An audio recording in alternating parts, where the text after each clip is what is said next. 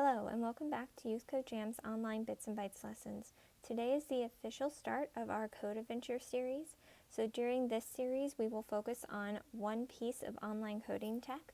So for the next 2 weeks we're going to be working in Microsoft's MakeCode Arcade.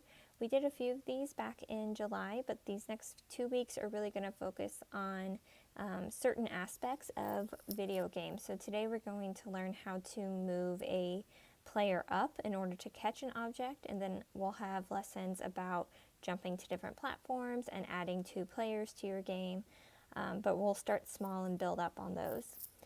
So today's activity, we're going to go to a new browser tab.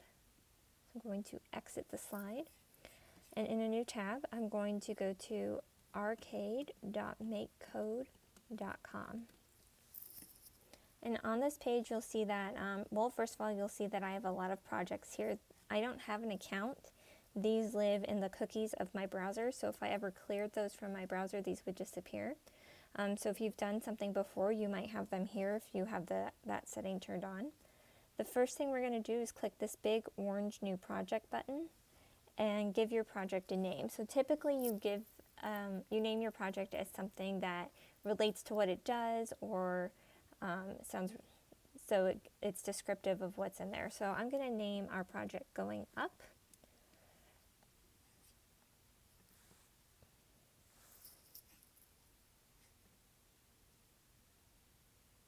And it's loading. So while we're here, as you can see on the left, this is our game simulator. If any of you remember or might have seen at some point from maybe your parents, this kind of looks like an old Game Boy Color.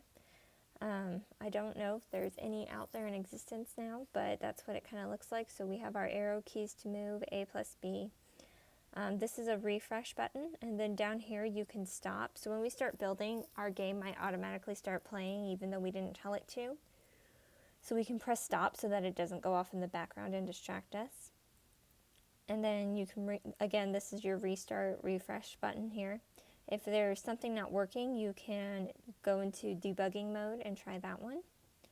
You can mute the audio, which I'm going to go ahead and do because it gets pretty loud, and even though you guys won't hear it, it will scream in my ears. This is, I think, use the keyboard shortcuts, so you can use keyboard shortcuts if you don't want to come over here and click these buttons. This is the option to take a screenshot, and this is to launch the program in full screen. But we're going to work in this mode right now. So what's over here to the right is our different drawers where our blocks are kept. And then over here on the far right in this big grid area, this is our workspace. So this is where we're going to drag and drop code. And you can see that we were given an on-start block. So what that is anything we put in here will automatically execute when we start the game. So what we typically put in here is called startup or setup code. So it's the creation of our characters, the creation of the background, positioning our players in here. Whatever we need to do, whatever needs to exist when the program starts, that's what goes in here. So the first thing we're going to do, step 1 on the activity sheet if you're using that, the first thing we're going to do is set our background. So to do that, we're going to come down here to the scene drawer that has the tree icon next to it. And then we're going to look for this set background image 2 block. And we're just going to drag and drop that inside our on start block. Now to set the image, you're going to click this gray square. And you can draw your background if you want. I'm going to save time and use one of the ones that exist in the gallery. And I want to use this one that has the grass and mountains and sky. So once I've selected that, we're just going to click the green done button. And then the next thing we're going to do is create our player. So to do that, we're going to come to the sprites drawer. And a sprite it's basically a little image. So in this case, the sprite is standing in for our character. And we're going to come here to the create section and get a set my sprite to blah blah blah block and drag it in here. And then we're just going to do, just like we did here to set the background, we're going to click this gray square. Switch to gallery. Again, we don't want to waste time drawing. And then we're going to choose, you guys can choose any character you want.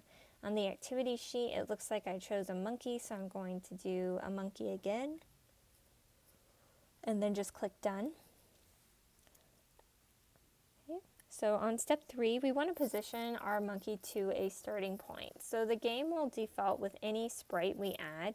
It will put it right here in the center. That's not always where we want our player to start. So we're going to go back to the sprites drawer and get a set my sprite position to x0, y0. And so when we add that, you can see that my sprite is going to jump to the very top left corner. In fact, it's kind of out of sight here. It's getting cut off. So we're going to change that first 0, the 0 for x, to 80. And now if you look at my simulator screen, you can see that my monkey moved halfway across the screen. So it moved to the right 80 points, I guess. 80 points are pixels. So going left to right, the screen is 160 pixels wide. Up and down, it's 120. And then for our y value, we're going to change that to 100. So we're actually going to drop it pretty far down. So our sprite's going to start at the center bottom of our screen. So now that we have our player sprite set up, we're going to get our object to catch. So you're going to go back to the My Sprites drawer. And now you're going to see that our create sprite is set to My Sprite 2. So that's our variable name for our sprites. We can change those, but we're not going to get into that today.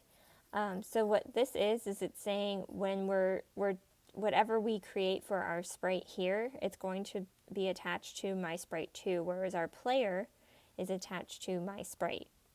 So we're going to drag this into our setup code, and just like before, we're going to click on the gray square, go to Gallery, and choose an object. On the activity sheet, I used an apple, so that's what I'm going to stick with. And this time, this is not a player, this is food, which means it's something we collect or catch. So we're going to change the type to food, again, just by clicking this drop-down option and selecting food from the drop-down menu. And then our last step for our setup code is that we're going to position the apple at the top of the screen. So you're going to go back to the sprites drawer and grab a set my sprite position to x, y, and drop it in there. Now remember, this is going to reset our, right now, because this is set to my sprite, it reset our monkey over here. This position block is for our apple sprite, which is attached to the variable name My Sprite 2. So we're going to click this drop down and set it to My Sprite 2. So now our monkey is going to reset back to where we want it, and now the apple's up here. We're going to move the apple to be at 80 pixels on X and 10 pixels on Y. So it's going to be at the top center of our screen, right above the monkey. Alright, so now we're going to add a way to move our player sprite. So we're going to add a way to move the monkey. So go to the control drawer, it has a little game controller next to it, and it's red. And get the on A button press block and drag it into our workspace. So you can see that the blocks that look like squares, slightly incomplete squares with these middle, they're going to be the wraparound blocks, and then anything that has the connecting puzzle pieces will go inside these blocks. So now that we have that, we're going to go to the sprites drawer, and we're going to get this change my sprite x by 0 blocks. So we're going to tell the sprite this is what's going to help us move it a certain direction. And because we are moving the player, we know that the my sprite option is correct, so we want to leave that one. What we want to change is the x value, because we're actually going to move up. So to move up and down, we need to change by y. So use the drop down to select y. And then this is going to be a little counterintuitive, but if you remembered, 0x and 0y are up here in the top left corner. So we get higher x values going to the right and higher y values going down. So in order to move up in this game, we're actually going to move up by a negative number. So for this game, we're just going to move up by -2. If we tried to move y by +2, we would move down. Because remember, our x is sitting at our monkey is sitting at +80 and +100. Whereas our apple is sitting at +80 and 10. So the lower values are at the top of the screen for y, and the bigger values are at the bottom of the screen. So So this is a little different than maybe some of the other things you've seen or worked with. And then our second to last step is going to be adding a overlap block from the sprites drawer. So what this means is when the monkey overlaps or touches the apple, we're going to have some code happen. So you're going to scroll down to the overlaps option and get this on sprite of kind player overlaps other sprite of kind player. We're going to drag that underneath our on a block. And the only thing we need to do here is change this second player to food by clicking the drop down button. And then the very last thing we're going to do, so this is step 9 on the activity sheet, is you're going to go to the game drawer, so it's purple and has that circle next to it. And we're going to get this game over lose block. We're just going to drag that, oops, sorry, my computer froze a second.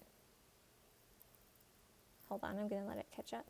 Alright, so we're going to drag that block inside of this overlaps block and just click on lose so that we win. So it's a very simple game. As soon as the monkey touches the apple, we're going to win. So to test that out, you can maybe refresh your simulator to be sure, and then you're just going to click the A button. Pressing A on your keyboard won't work, so you're going to click the A button, and you can see our monkey's going up by very small increments, and now we touched the apple and we won the game.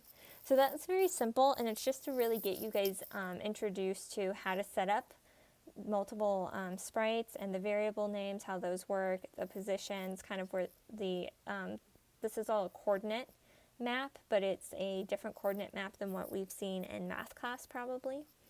So like I said, 0, 0 starts up here in the top left instead of the center.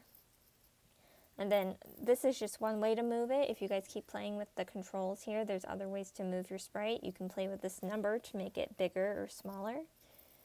And then you can have more complicated winning conditions. But this is just a starter intro activity to the basically the interface. If you guys want to keep playing, you can do a couple things we have in our adventure mode suggestions that you can change the program to let you move down using the B button. You can change the program to let you use the controls, so these 4 arrow keys over here. And then you could try to add a second player and assign them the controls and play with a friend to see who can reach this apple first. So there's lots you can do. There's actually a lot more you can do than those, but it's just a good way to get started and be familiar with the interface. We'll be using it over the next couple weeks. So if you can make it to the next live session, we would love to have you. They're really fun. If you can't, that's fine too. These videos are available on our website at 5 p.m. after the live session is over. Thank you for watching this video.